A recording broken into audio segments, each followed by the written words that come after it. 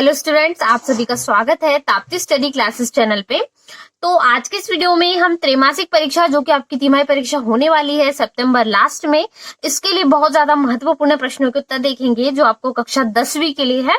इसमें आपको जो दो किताबें क्षितिज और कृतिका, ठीक है, इससे कौन कौन से प्रश्न बन सकते हैं कृतिका और क्षितिज से हिंदी में, ये सारे महत्वपूर्ण प्रश्नों के उत्तर आज के इस वीडियो में हम देखेंगे। सबसे पहले चैनल पे नए हो तो चैनल को सब्सक्राइब करना बिल्कुल भी ना भूले, जिससे कि आपको सारे लेटेस्ट अपडेट्स एमपी बोर्ड की और साथ ही सिलेबस और इम्पोर्टेंट क्वेश्चंस सब कुछ सॉल्यूशन कंप्लीट मिल सके। और साथ ही वीडियो को लाइक करें और अपने सभी दोस्तों के साथ वीडियो को शेयर करना बिल्कुल भी ना भूलें। चलिए शुरुआत करते हैं। सबसे पहले आपको ये जान लेना आवश्यक है क्योंकि त्रैमासिक परीक्षा आपकी होने वाली है, तो इसमें कौन कौन से चैप्टर्स आ सकते हैं, कौन कौन से चैप्टर से क्वेश्चन बन सकते हैं। क्योंकि यदि आपने ये इतने चैप्टर्स को ध्यान नहीं करा तो इससे आपको पढ़ने में दिक्कत हो सकती है। सबसे पहले ये जानना जरूरी है। इसके पहले मैंने 10th त्रैमासिक परीक्षा पे क्या क्या आपको पूछा जाने वाला है, वैसे तो वो सब कुछ पूरा आपको कंप्लीटली वीडियो में बता दिया। यदि वीडियो नहीं देखी तो डिस्क्रिप्शन में लिंक है, वो भी देख सकते हैं। यहाँ पर हम इंपॉर्टेंट क्वेश्चन को डिस्कशन करेंगे। उससे पहले मैं आपको अध्याय बता दूंगी क्योंकि यहाँ पर आपको अध्याय में बहुत सारा अभी भी डाउटफुल है। बहुत सारे कमेंट्स मुझे स्टूडेंट्स के ऐसे थे जिसमें लग रहा था कि उन्हें बहुत सारे डाउट है, इसलिए मैं आपको अच्छे से चैप्टर एक एक चैप्टर के कंप्लीटली यहाँ पर चीजें बताऊंगी। एकदम बारीकी से हम इंपॉर्टेंट क्वेश्चंस को देखेंगे। तो सबसे पहले आपके पास जो बुक है क्षितिज, उसको ओपन कर लीजिए, जिससे क्या हो आपको सारी चीजें समझ आ जाए। अब पद्यखंड और गद्यखंड दो भागों में बांटा गया, ऐसा क्यों? क्योंकि यहाँ पर ये सारे क्या है, कविता है, पद्यांश दोहे है, इस प्रकार से। फिर गद्यखंड में कैसे बांटे गए, इसमें पूरे गद्यांश जैसे है आपको इनसे क्वेश्चन बनेंगे। उसमें 2 ही पार्ट आ रहे हैं आपको तिमाही के लिए और इससे 3 पार्ट बन रहे हैं। कौन कौन से वो पार्ट के नाम भी बता देती हूँ। सबसे पहले सूरदास के पद है जो सूरदास द्वारा रचित है। इसमें कुछ पद है जिसमें गोपियां उद्धव को उल्हाना देती है और उनकी जो चर्चा है गोपियां और उद्धव की आपस में होती है, ठीक है। फिर राम लक्ष्मण परशुराम संवाद है। इसमें क्या होता है, ये तो सभी को पता है कि जब ये कब हुआ था, जब यहाँ पर विवाह हुआ था सीता मैया और राम भगवान का, तब एक शर्त थी जनक जी ने रखी थी कि जो धनुष को तोड़ेगा शिव धनुष को, वही क्या करेगा, तो जो शिव धनुष होता है उसको कोई तोड़ नहीं पाता है, राम जी तोड़ देते। लेकिन जो शिव धनुष रहता है वो किसने दिया हुआ रहता है, वो परशुराम जी ने दिया हुआ रहता है जनक को। इसके कारण परशुराम गुस्सा हो जाते हैं, उन्हें पता चल जाता है और वो अपनी मन की जो गति है उससे चलकर आते हैं। इस कारण यहाँ पर विवाद होता है। तो जो परशुराम कहते हैं मेरा धनुष किसने तोड़ा, इस प्रकार से उनके बीच में वार्तालाप होती है। तो ये पूरा संवाद है। ये वैसे तो मैंने सारे पार्ट की जो है महत्वपूर्ण क्वेश्चन आंसर यहाँ पर इसके पहले जो है सारी वीडियोस कंप्लीट हो चुकी है। नेताजी का चश्मा हो, बाल गोविंद भगत हो, सूरदास के पद हो या राम लक्ष्मण परशुराम संवाद, ये पार्ट मैंने कंप्लीट करवा दिए। इन सभी पाठों की लिंक की जो है आपको मैंने डिस्क्रिप्शन में दी है। उन पाठों को जाइए, उनके क्वेश्चन आंसर को देखिए, पाठों की समरी को समझिए, जिससे आपको ये पूरे पाठ याद हो जाएंगे। बस एक बार आप वीडियो देख लेंगे तो आपको सब कुछ याद हो जाएगा। उसके बाद में जो है यहाँ पर आत्मकथ्य, ये भी एक कविता है छोटी सी यहाँ पर जो लिखी गई है, जयशंकर प्रसाद द्वारा यहाँ पर है। इसके बाद में गद्य खंड की ओर बढ़ते हैं, ठीक। इनमें से भी ऐसे क्वेश्चन बनते हैं, मैं बताऊंगी अभी सबके क्वेश्चन कैसे आएंगे। फिर गद्य खंड से आते हैं नेताजी का चश्मा। यहाँ पर नेताजी से तात्पर्य आप समझ गए हैं किससे, सुभाष चंद्र बोस से, परंतु उनका जिक्र है, उनका यहाँ पर कोई पात्र नहीं है। हालांकि जो मूर्ति है वो इनका एक पात्र निभा सकती है। उसके बाद है बाल गोविंद भगत, ये भी उसी प्रकार से, मतलब यहाँ पर इनका पूरा जो चारित्रिक विशेषता है इनमें बहुत सारी होती है। भगत इनको इसलिए कहा गया क्योंकि एकदम ये सात्विक जीवन जीते हैं, बहुत अच्छे से ईमानदारी निष्ठा सब कुछ इनमें व्याप्त है, पूरी चीजें इसमें इनमें मिल जाएगी। फिर इसी प्रकार से इनमें क्वेश्चन बनेंगे। मतलब यहाँ से गद्य खंड से 2 पार्ट आ रहे त्रैमासिक में और क्षितिज से कितने, 3 पार्ट आ रहा है। तीसरा पार्ट क्यों नहीं लिया है, क्योंकि रिड्यूस हो गया। ये आपको यहाँ पर मैंने पहले भी वीडियो में बता दिया, जो कविता सवैया छंद है वो रिड्यूस हो गया, इसलिए पार्ट 3 आपने बोल रहे होंगे कि मैडम ने नहीं लिया, तो इसलिए नहीं लिया, ठीक है। तो चौथा पार्ट आएगा। कृतिका की ओर बढ़ते हैं। कृतिका दूसरी किताब है, इसको खोल लीजिए। अब इसमें से हम देखेंगे, इसमें से आपको केवल 2 पार्ट आ रहे हैं क्योंकि इसमें 5 पार्ट है, उसमें से भी 2 पार्ट रिड्यूस हो गए, तो आपको ज्यादा नहीं, मैक्सिमम 3 से 4 पार्ट ही पढ़ना होगा। तो सबसे पहले माता का आंचल, ठीक है, बहुत अच्छा है। शिव पूजन साहे द्वारा लिखा गया, एक भोलानाथ नाम के जो उनके बच्चे हैं उनके बारे में बताया है कि किस प्रकार से। पूरी पाठ में वैसे तो पिता का वर्णन है, परंतु जो आत्मीय प्रेम है वो माता से लगाव रहता है। बच्चा जो है जब निराश होता है, उदास होता है, तो माँ की आंचल में ही गोदी में जाकर बैठता है और रोता है, तो वो चीज इसमें बताई है। फिर दूसरा है जॉर्ज पंचम की नाक। ये तो बहुत पुराने समय की, जब यहाँ पर हम किस प्रकार से अंग्रेजों के समय की बात के बारे में की गई, यहाँ पर किस प्रकार से इनको जो है नकली फिर बाद में असली नाक लगवाई जाती है, तो बहुत अच्छे तरीके से इसमें व्यंग्य प्रस्तुत किया गया है। इनसे सारे इतने पार्ट आएंगे। इसके बेसिक इंट्रोडक्शन भी हो गया है, अब पूरा क्लियर हो गया आपको कितने पार्ट आएंगे। इनको कॉपी में जल्दी जल्दी नोट कर लीजिए, ठीक है। गद्यखंड हो गया, क्षितिज की बुक से है। फिर पद्यखंड हो गया, ये भी क्षितिज से। कृतिका से है, तो कृतिका में कम पार्ट है, बस आपको यहाँ पे 2 पार्ट त्रैमासिक में पूछे जाएंगे। चलिए इनके प्रश्नोत्तर देखते हैं, कौन कौन से प्रश्न आपको महत्वपूर्ण है उन सभी को पढ़ना है। चलिए, तो यहाँ पर हम सबसे पहले सूरदास के पद से बहुत सारे क्वेश्चन है। वैसे तो आपको पूरी समरी याद होना चाहिए। जैसे कि आपको यदि पूरी समरी याद है तो समरी से आपको जो है कोई भी क्वेश्चन बनेगा ना तो वो डीपली क्वेश्चन हमेशा आपसे बन जाएगा। हमेशा समरी पे डिपेंड रहिए, क्योंकि समरी बहुत बार पूछी भी जाती है, वो भी आपको आती है, तो वो भी अच्छे से क्लियर करें। फिर बाद में मैं आपको यहाँ से इंपॉर्टेंट कवि परिचय, जीवन परिचय, निबंध लेखन कौन सा आ सकता है, वो भी सारी वीडियोस आपको मिलेगी। बस चैनल को सब्सक्राइब कर लीजिए और साथ ही बेल आइकन भी प्रेस कर ले, जिससे क्या हो, सारी वीडियो की नोटिफिकेशन सबसे पहले आप तक पहुंचे। चलिए, सबसे पहला क्वेश्चन है, गोपियों द्वारा उद्धव को भाग्यवान कहने में क्या व्यंग्य निहित है। तो जो मैं क्वेश्चन बता रही हूँ उनके आंसर्स के लिए आपको टेंशन नहीं लेना, मैंने पहले ही कंप्लीट करवा दिए, ठीक है।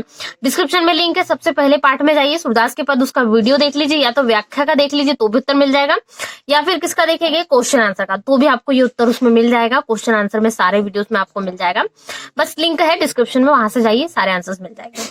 दूसरा है, तो ये थोड़ा सा मैं इसका आंसर भी आपको बता देती हूँ शॉर्ट में, यदि किसी ने नहीं लिखा होगा तो उसको याद भी हो जाएगा। तो इसमें उद्धव को भाग्यवान क्यों कहती है, क्योंकि वो कृष्ण के समीप रहते हुए, कृष्ण के साथ रहते हुए भी उद्धव क्या हुआ, उनके प्रेम में नहीं हुआ, उनके स्नेह में नहीं पड़ा, लेकिन गोपियां उससे दूर रहते हुए भी उसके स्नेह में पड़ी हुई है।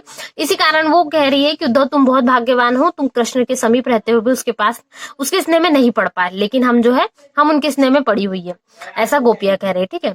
दूसरा है, मर्यादा न लही के माध्यम से कौन सी मर्यादा न रहने की बात की जा रही है।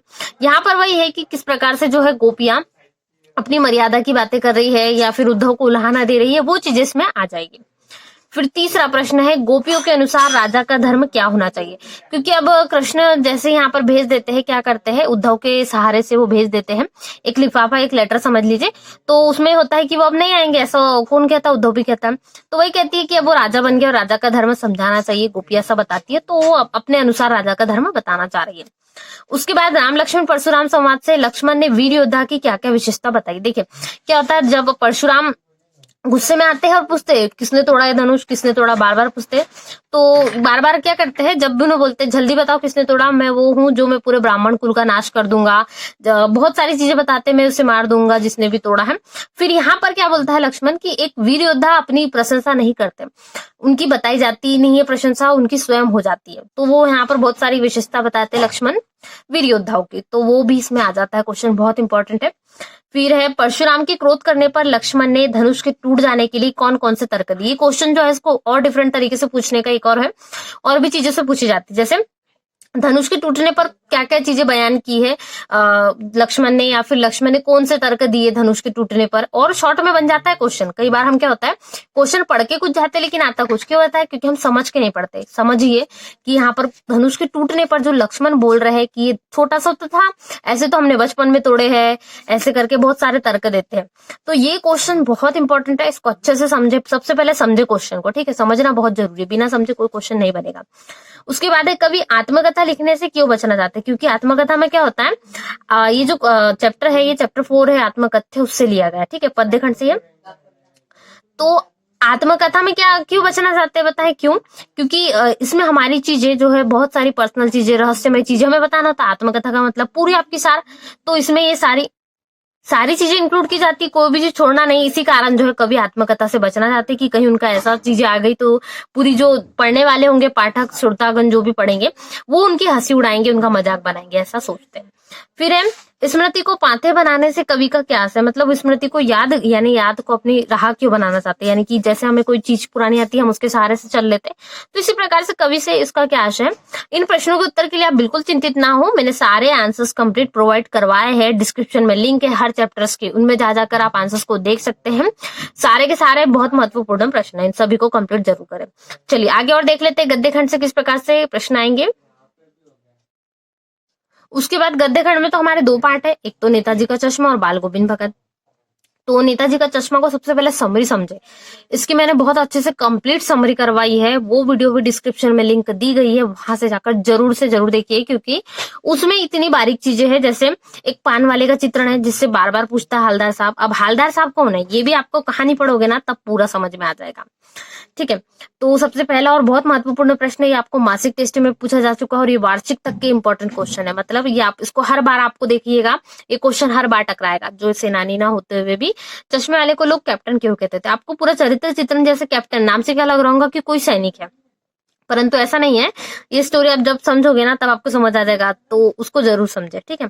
कैप्टन क्यों कहते थे कि यहाँ पर जो उसकी उसकी यहाँ पर तुलना क्या की गई, उसकी शारीरिक क्षमता से नहीं की गई, उसकी तुलना देशभक्ति से की गई। हम कैप्टन किसको कहेंगे? तो जो हमारे देश के लिए समर्पण दे दे, देश के लिए त्याग दे दे, देश के लिए अच्छे कार्य करे, वो यहाँ पर कैप्टन कहलाएगा। तो वही देशभक्ति के कारण वो सब कुछ कर रहा था, जो नेताजी उसके चश्मे बदलता था, इसी कारण यहाँ पर कैप्टन कह रहे थे, ठीक है। तो पहला प्रश्न हो जाएगा। दूसरा है, हालदार साहब इतनी सी बात पर भावुक क्यों उठे? क्योंकि ये जो क्वेश्चन है ना, ये 3 क्वेश्चंस के अंदर बनता है। एक क्वेश्चन आता है, उसमें आपको 3 क्वेश्चन मिलते हैं, फिर इसी के अंतर्गत ये क्वेश्चन ज्यादा बार पूछा गया, तो ये भी इंपॉर्टेंट है। हालदार साहब जाते हैं तो सोचते हैं कि अब मैं नहीं जाऊंगा, या फिर इस गाड़ी पर जब तुम जाओ तो सीधे गाड़ी निकाल लेना, चौराहे पे मत रोकना, उनके जो ड्राइवर उनको कहते हैं। परंतु कुछ भावुक भी हो जाते हैं, तो यहाँ पर कौन सी बात है वो आपको बताना है, ठीक है। फिर है, मूर्ति पर सरकंडे का चश्मा क्या उम्मीद जगाता है? जैसे कि अब कैप्टन मर जाता है, उसके बाद में चश्मे बदलने वाला कोई नहीं होता, इस कारण जो सोचते हैं कि अब मत रोकना तुम चौराहे पे, ड्राइवर को बोलते हैं हालदार साहब। फिर उन्हें पता नहीं, जब आता है चौराहे पे तो उनकी नजर आकस्मिक रूप से मूर्ति पर चल जाती है, मूर्ति पर देखते हैं सरकंडे का, एक मतलब घास फूस का समझ लीजिए, थोड़ा सा लकड़ियों से जो बारीक घास का होता है, गाँव में होता है ना, वैसा होता है, वो उनकी मूर्ति पर लगा रहता है। तो फिर उनको उम्मीद आ जाती है कि ये जरूर किसने लगाया है, तो ये भी देशभक्ति के जो है उन्होंने ही लगाया है। फिर उनके अंदर एक उम्मीद जाग जाती है। फिर है, बाल गोविंद भगत की चारित्रिक विशेषता लिखी। ये क्वेश्चन डिफरेंट तरीके से आता है। उनका चरित्र चित्रण कीजिए, या उनकी एक रेखा चित्र खींचिए, या उनके बारे में बताइए। तो ये क्वेश्चन सेम ही है, सब में एक आंसर ही लिखना है। मतलब उनकी चीजें की विशेषता, वो किस प्रकार रहा करते थे, उनका पहनावा क्या था, वो कैसे व्यवहार करते थे, वो चीजें सब इसमें आ जाएगा, ठीक है। तो अलग अलग नहीं है, एक ही क्वेश्चन से 3-4 चीजें बन जाएगी। फिर अगर आपको अंदर के प्रश्न भी बने, जैसे कि यहाँ पर बहुत सारे हैं, भोलानाथ, उसके बाद उसी से क्वेश्चन है, भगत की पुत्र वधू उन्हें अकेले क्यों नहीं छोड़ना चाहती थी? देखिए, अब उनके बाद उनकी देखरेख करने वाला कोई नहीं, केवल बहू थी, और बहू भी चाहती थी कि वो अकेले ना रहे, इसलिए वो दूसरा विवाह भी नहीं करना चाहती थी, और साथ ही उनके ससुर के साथ में रहना चाहती थी। उसके बाद है, भगत ने अपने बेटे की मृत्यु पर अपनी भावनाएं किस तरह व्यक्त की? यानी उनकी बेटी हुई तो उन्होंने, जब बेटे की मृत्यु हो गई तो बहुत अलग तरीके से उन्होंने विभिन्न प्रकार से व्यक्त की, जैसे बैठ गए थे, और एक तरीके से उन्होंने सोचा कि आत्मा का हो चुका है मिलन परमात्मा से, तो इस प्रकार से उन्होंने उसे छोड़ दिया। तो और भी बहुत सारे तरीके से उसमें बताया गया, वो सारे आंसर आपको डिस्क्रिप्शन में मिल जाएंगे, वहां से जाइए, वीडियो देख लीजिए। चलिए, कृति का भाग है। कृति का भाग 2 है, ये बुक है, इसमें से भी क्वेश्चन है। जैसे, भोलानाथ अपने साथियों को देखकर सिसकना क्यों भूल जाता है? क्योंकि सभी अपने मित्रों के साथ होते हैं तो खुशी हंसी खुशी रहते हैं, उन्हें बहुत अच्छा लगता है, बस इसी कारण जो है सब चीज आपको इसमें लिख लेना है, ठीक है। दूसरा है, बच्चे माता पिता के प्रति अपने प्रेम को कैसे अभिव्यक्त करते हैं? इसमें और भी तरीके से, जैसे भोलानाथ कैसे व्यक्त करा, या फिर और भी जो बच्चे हैं अपने माता पिता को कैसे प्रेम से व्यवहार करते हैं, वो चीज इसमें आ जाएगी, ठीक है। फिर है, सरकारी तंत्र में जॉर्ज पंचम की नाक लगाने को लेकर जो चिंता या बदहवासी दिखाई देती है, वो उनकी किस मानसिकता को दर्शाती है? मतलब यहाँ पर जॉर्ज पंचम की जो नाक है उसमें बताया गया है, वो अलग अलग तरीके से जाते हैं, घूमते, फिर नाक की व्यवस्था करते, तो ये इसमें आ जाएगी, ठीक है। फिर है, जॉर्ज पंचम की लांट की नाक को पुनः लगाने के लिए मूर्तिकार ने क्या क्या यत्न किए? बार बार उसने, पहले तो उसने क्या करा, अलग अलग मूर्तियों की सोची, नाप से बड़ी आई, छोटी आई, फिर उसके बच्चों की, फिर अंत में एक जीवित व्यक्ति की नाक लगाई, ठीक है। तो ये भी है। फिर है, जॉर्ज पंचम की नाक लगने वाली खबर के दिन अखबार चुप क्यों थे? अखबार ने क्यों कोई खबर नहीं छापी? तो ये सारे प्रश्न है जो बहुत महत्वपूर्ण है तिमाही परीक्षा की दृष्टि से, और साथ ही वार्षिक की परीक्षा की दृष्टि से भी अति महत्वपूर्ण है। सारे एग्जाम्स में क्वेश्चन रिपीट होते हैं, इसलिए इन क्वेश्चंस को जरूर तैयार करें। और सबसे पहले ऐसे वीडियो के लिए चैनल को जरूर सब्सक्राइब करें, वीडियो को लाइक करना बिल्कुल भी ना भूलें, अपने सभी दोस्तों के साथ वीडियो को जरूर शेयर करें, जिससे क्या हो, उनकी भी हेल्प हो, और आपके साथ में आपके फ्रेंड्स हैं उनसे भी सब्सक्राइब करने के लिए चैनल को जरूर कहिए, और साथ ही साथ दोस्तों में भी शेयर कर दीजिए। तो मिलते हैं नए वीडियो में, तब तक वीडियो को लाइक शेयर करना बिल्कुल भी ना भूलें। Thanks for watching.